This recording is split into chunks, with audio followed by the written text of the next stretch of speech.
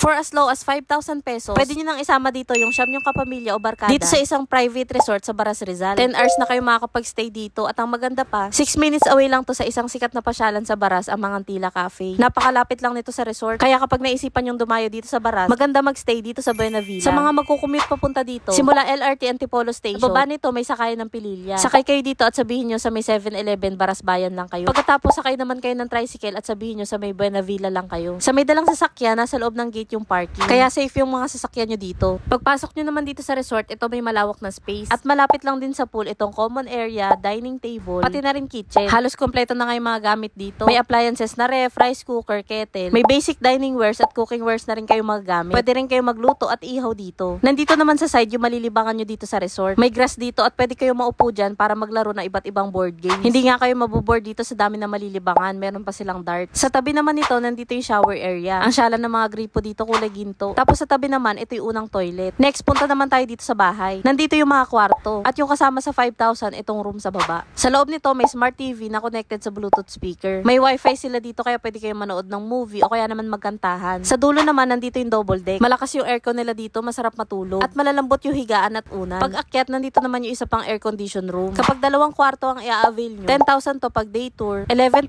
naman kapag overnight, at 14,500 naman kapag full stay. Malakas din yung aircon dito sa pangalawang room. At meron itong sariling CR sa loob. Nakaka-relax ka mag-CR dito, matatanaw nyo yung labas. Isa pa sa masarap tambayan dito, itong kanilang balcony. May coffee table dito at matatanaw nyo yung pool area. Maganda na direktang naaarawan yung swimming pool nila. Kaya pagdating ng gabi, masarap maligo kasi hindi masyadong malamig yung tubig. May enjoy din pa ng kids dito kasi merong kiddie pool na jacuzzi na rin. Kaya naman guys, sa mga balak mag-book, mag-message lang po kay direkta sa page ng Buena Villa. O kaya naman mag-text or call sa kanilang contact number.